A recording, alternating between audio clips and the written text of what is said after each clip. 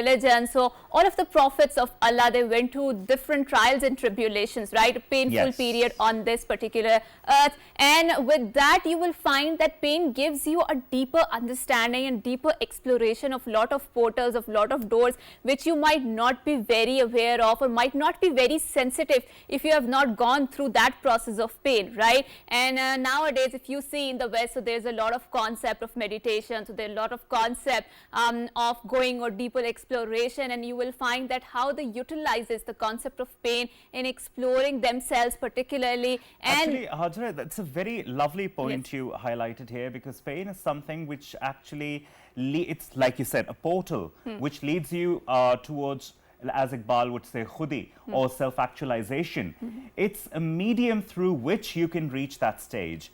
And every mu'min, every Muslim, and every good, responsible human, if he wants to follow humanity as a religion, if he wants to follow his or her own religion, I think it is a must for him or her to go through that painful experience, because painful experience, as Rumi also says, that how will the light enter you if you don't have a wound? That's very true. And if you see, so for example, Allah subhanahu wa ta'ala says in a lots of context that pain is removes the veil between a banda and between the khuda, right? So if you are in a painful moment, so you're very, very closer to Allah subhanahu wa ta'ala, and you need to fear that person who is in the pain, because whatever he's asking from Allah, that wish is going to be granted, or that dua is going to be granted, right? So make sure that, and that is why Islam focuses so much that you need to stand up for the oppressed people, right? Because they're going through a very painful period, they are going through something, you know, which a normal human being might not be experiencing, right? And that is why there's a lot of focus on justice in the concept of Islam, and there's a lot of focus on that. But again, that's a very interesting concept, that how pain can shape us, how pain can reshape a lot of dynamics and makes us sensitive to a lot of things that we were not sensitive to, and make us experience or open our hearts to a lot of things, a lot of doors that we were not aware that existed in the first place, right? And that is why I feel that that's a very powerful concept. But then again, regulating your emotions and making sure that you're able to transmute your pain into something productive, into something beautiful, that is where our mental faculties and the process of that mental faculties lies, because there are lots of people who are unable or who just don't want to experience that pain. And when they don't experience that pain, we see that how harmful it can be. I think, Hajra, that's where mental strength comes in. That's where your personality comes in. That's where the concept of being a victim is concerned. Because obviously, when you fall into that victim category, you don't want to get out of the pain. Human brain has a tendency to get attracted to pain and painful experiences, and that's where you fall victim to your own circumstances. That's where you don't really care about how to get out of it. But that's exactly where mental strength comes in. But having said all that, Hajra, now that we live in the age of globalization, it's become very easy for us to become empathetic to other people, because in this era of social media and globalization, we can see the pain of others, especially whoever are oppressed, whoever are going through difficult circumstances. We can see that, and again, it's up to our own choice to feel that pain or not to feel that pain. Being empathetic, it's one of the I would say requirements of being a good, responsible human.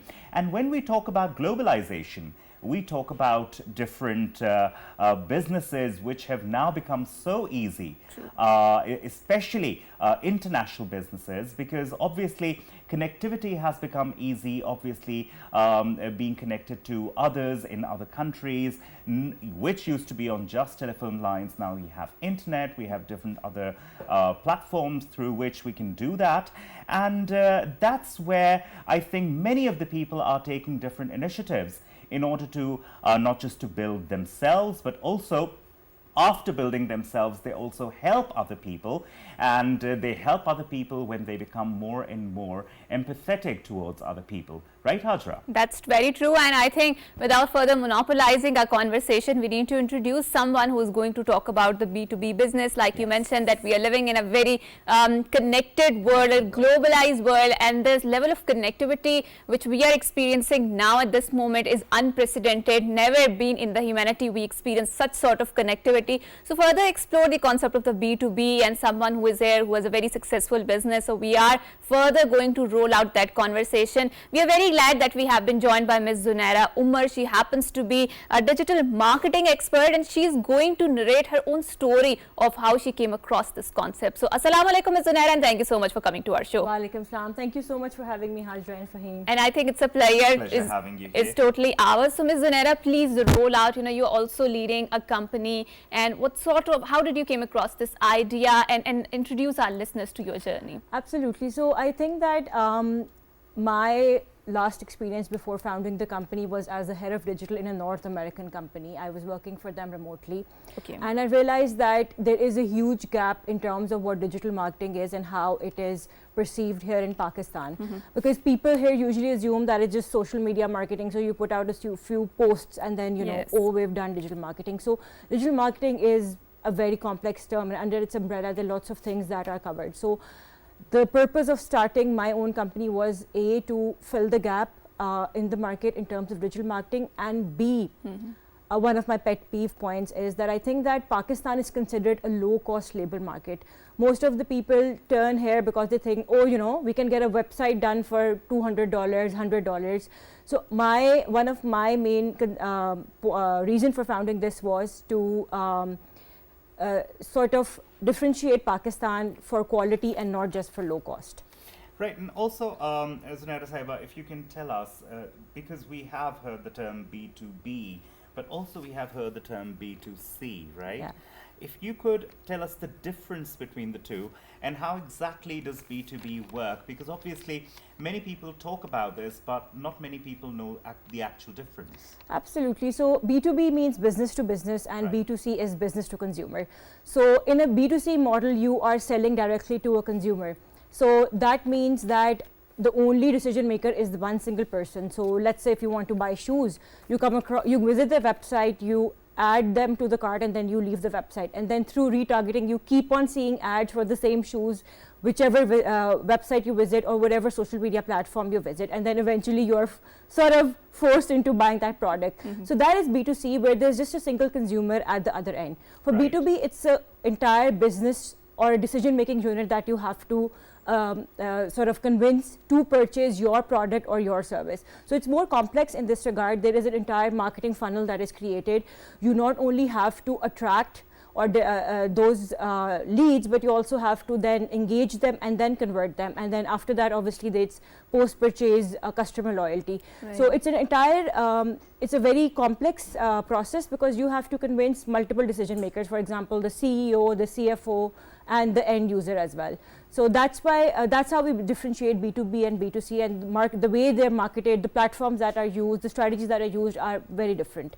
Right, and for him, we've also seen, particularly because our worthy guest here mentioned and alluded to the concept of the marketing funnel. And if you analyze Pakistan, particularly the advertising of Pakistan or marketing of the Pakistan, so and if you compare it to the rest of the world, or I mean particularly talking about the Western world or maybe in a neighboring country, so we will find that the concept of the marketing or advertising is very evolved particularly. So they are attracting their customers or gaining the attentions of the consumers through different methods, and we know nowadays that how difficult it is to attract the attention of the consumers, because there's so much noise, there's so much information outload over there, and their attention span, I would say, is shrinked so much because of the social media. But why do you think particularly that when we talk about Pakistani marketing or advertising, it is still in a very, I would say, infancy stage, or it's not that evolved, because if you see in a neighboring country, or particularly in the West, how they will incorporate the concept of CSR in their marketing, advertising, right?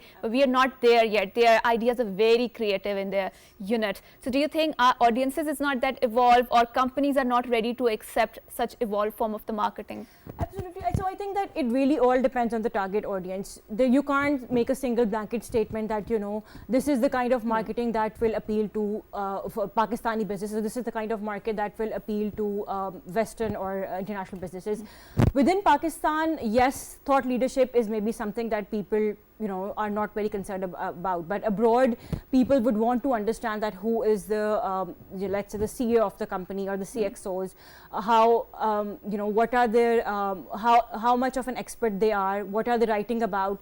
So these are a few things that is missing in Pakistan. Right. It's essentially, again, as you said, that maybe the target audience is not that involved, or the nature of business is not that, but things are changing. Right. So as people are exposed more and more to what the international market is doing, I think people have started to understand that it's an omni-channel experience.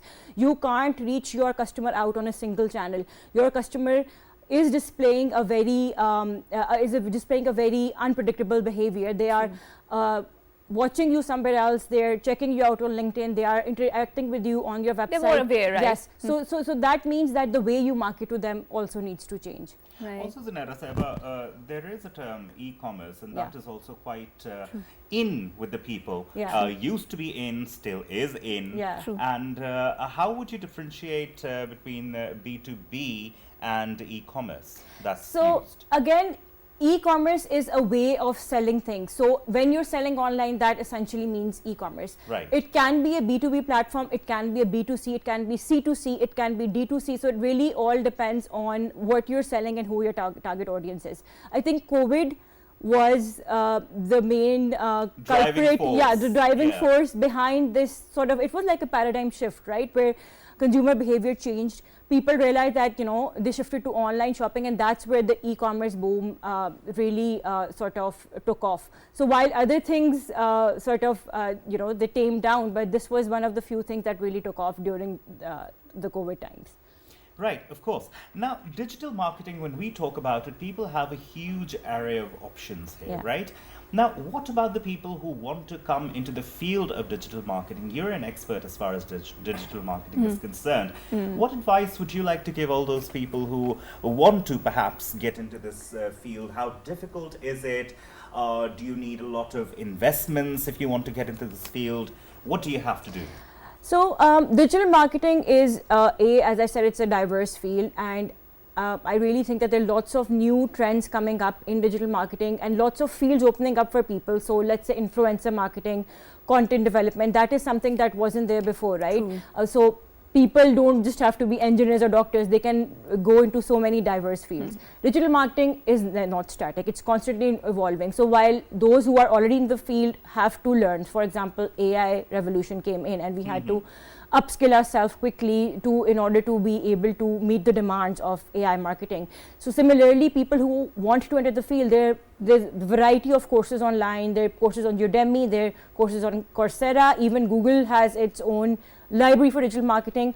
I think that, and then obviously internships, because I feel that on the job learning, there is nothing that can compare to that. So definitely it's very easy, and I would recommend people, this is not a saturated field. It is getting saturated, but there's still plenty of opportunity here. So I would definitely recommend everyone who wants to come in to start looking up what interests you within digital marketing and then start learning on that. Right, and I think one of the things that makes digital marketing a very interesting field to further explore and build upon is because it's not very expensive. If you want to spend a lot of money, yes, you can do that, but at the same time, we've also seen that particularly when we talk about the digital marketing, if you don't have that much of a budget, you can always invest in that, right? And you alluded to very interesting concept of the influencer marketing, and we've seen that how it is growing, Absolutely. particularly. So one last question question before I wrap up this question. So how do you see the evolution of this influencer marketing? But there are lots of voices who are not very happy with the influencers because the kind of the content that is going on. But in terms of marketing, what is the evolution? What is the scope? So I think that obviously it's not a regulated market, right? People are free to create whatever content they want.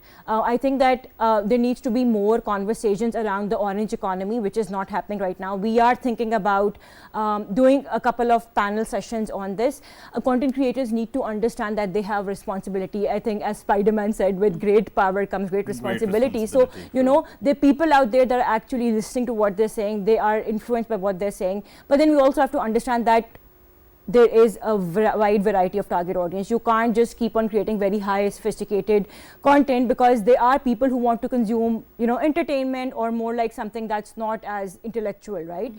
But then again, at the end of the day, the messaging, what it should be, how it should contribute positively to the economy, that I think can only be achieved through discussions and education and constant conversations around the responsibilities of a content creator and how they should, how it affects the community that follows them. Right.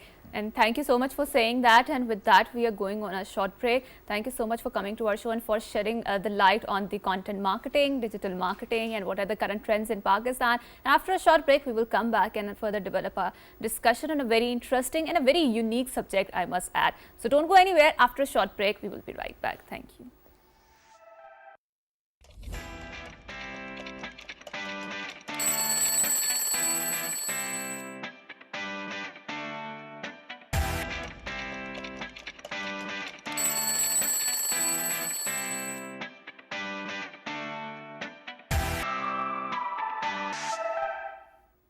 Welcome back to World This Morning, and of course we were talking to Ms. Zunaira as far as digital marketing is concerned. Now, Ms. Zunaira, like you were saying, you were talking about what consumption is there as far as is quite different. We have been watching what has been happening in Pakistan lately, what sort of videos are being consumed, what sort of digital marketing is being done in the name of entertainment. How would you comment on this? Because I wouldn't want to name anybody here, but I mean, I think everybody knows who I'm talking about here. Yeah. So I think that again, your Instagram, your TikTok algorithm is designed to feed you the kind of content you like watching. So unfortunately, I think at the end of the day, it's the really think there needs to be a balance between content that is informational and educational, and that's pure entertainment. Because we do see that balance in the neighboring country, right? We don't see that balance here. Again, as I said, that, you know, it's what you're consuming. And unfortunately, when we share it, even for, you know, just to make fun of it, maybe, even that sort of gives traction to that. So I think as consumers who are aware, if we see something that we don't like, the best way is to ignore it instead of sharing it forward, which just gives it more traction. Actually, that's exactly what I've been doing lately. I don't want to contribute. So you have the problem then for you. Yeah, I think, and that's a very interesting point, and I think you further like to build on the conversation, because you alluded to a very interesting point about the algorithms being personalized, highly personalized, right? Yes. And they want us to be glued towards the social media, because I mean, this is the likes is the new digital gold mine, right? And this is how they are earning money out of it, the big companies, the tech giants. But now let's explore further and dissect the concept of the consumers and how they are changing nowadays. So mostly there's a very interesting term which is used to denote the consumer, which is prosumers. So they're not just consumers, they're also the producers. They are producing the content at the same time they're consuming it, right? And when we talk about the marketing, so how important do you think the concept of feedback is? Because in the traditional marketing, I mean, the audience were not, they were sort of a passive consumers of the content which was being going on, and they did not have a very vibrant ways to put their feedbacks out there, right? But now on the social media, we know how the power of the comments and how it can get the element of virality into that. So as a marketing company, so how much important do you think that the focus on the comments should be on? And again, then we talk about the feedbacks, how important it is. And do you think that in context of Pakistan, the concept of feedback is taken seriously or not? So this is a very interesting conversation because as I told you, most of our clients are B2B, right? So previously B2B marketing was very corporate looking, case studies, stats, yes. ROI, outcome. That's what people wanted. Now there is a dynamic shift in B2B marketing as well. Would you believe that we've recently started doing memes? Because even as a B2B consumer, you have to understand it's not just the millennials that are now part of the decision making unit. Gen Z has also now become part of the decision making unit. And so if you do good meme marketing, then even for B2B, we've started doing that. That TikTok is one channel that we never ever used to create for our B2B clients, but that has changed as well, because the video content that we put out or the reels that we put out, those are also being consumed by B2B users. Now coming back to user feedback, so all of this dynamic shift, this is because of the change in consumer behavior. People are consuming more and more short form content. Their attention span has really deteriorated. So reels of 30 seconds, that's what people are looking at. So similarly, the marketing has shifted and adapted to cater to consumer behavior. Right, and that's a very interesting subject. We would further like to build upon it, but I think now we want to discuss and further explore the concept of the languages. And obviously when we talk about the languages, and particularly internet, we see that there are different languages flourishing, and obviously the evolution of the language, because one of my professor used to say that when we talk about the languages, I think languages is simple, most lethal invention of the mankind, because the language has contributed in a very negative sense to the human civilization. So what does he mean by that? I think when we particularly talk about the language evolution, we have someone in the studio particularly from the Russia, who is going to talk about the Russian languages, what are the intricacies of the language, and if someone is interested in learning the Russian language, what are some of the good methods to acquire that. So without any further ado, we are very glad that we have been joined by Miss Natalia from Russia. Miss Natalia, assalamu alaikum, good morning and welcome to our show.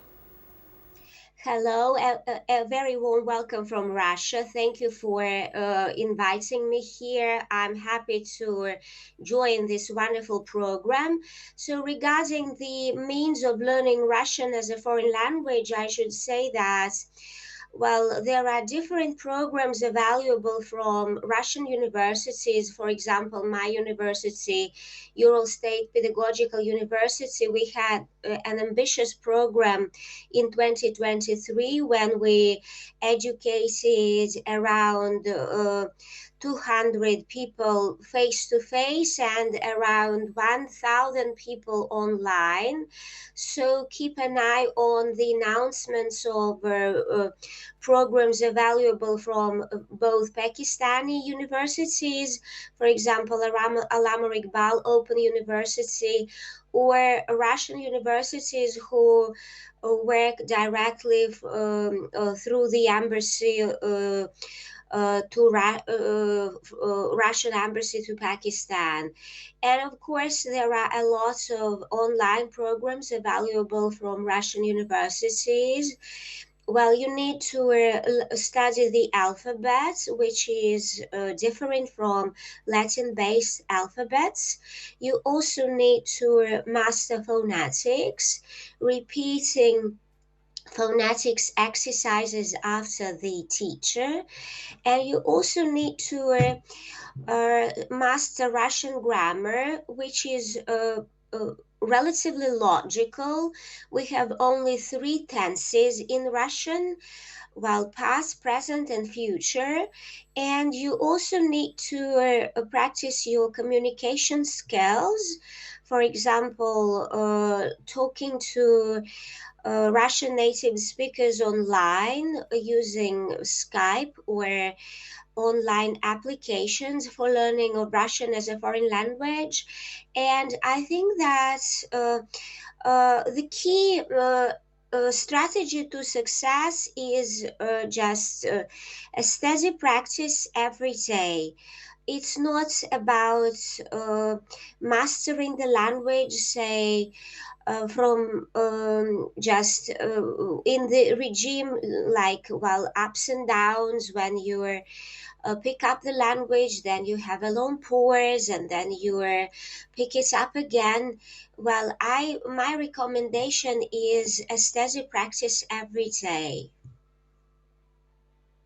They say, as far as a language is concerned, that if you want to test a language, you should read the literature of that particular language. And as far as Russian literature is concerned, it's very famous throughout the world. And they also say about Russian literature that it really cannot be translated if you have to look into the beauty of the expression of Russian language. How true is that, and I mean, would you really encourage more and more people to learn this language? Well, I should say that, of course, the Russian language is a real treasure box of discoveries. Well, while my work in Pakistan in 2023, we, together with the Russian Embassy to Pakistan, we were privileged to organize cinema sessions demonstrating our Russian films based on Mikhail Chekhov, Anton Chekhov, sorry, plays and drummers, and they were, well, we were afraid that the plots of the dramas would be too sophisticated for non-Russian native speakers. However, it turns out that Pakistani students were favorably impressed by the depth of Anton Chekhov's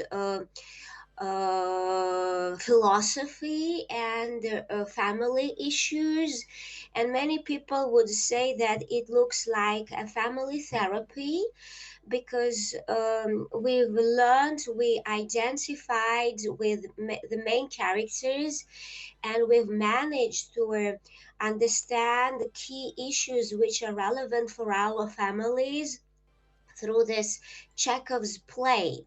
So my idea is that, of course, the language is a magic key to the classical Russian literature. Not only Anton Chekhov, but Fyodor Dostoevsky, Alexander Pushkin, describing eternal issues which are relevant to all times and which must be studied in different life situations, because they offer ready-made solutions, or they offer all-arounded approaches to the analysis of eternal problems of humanity.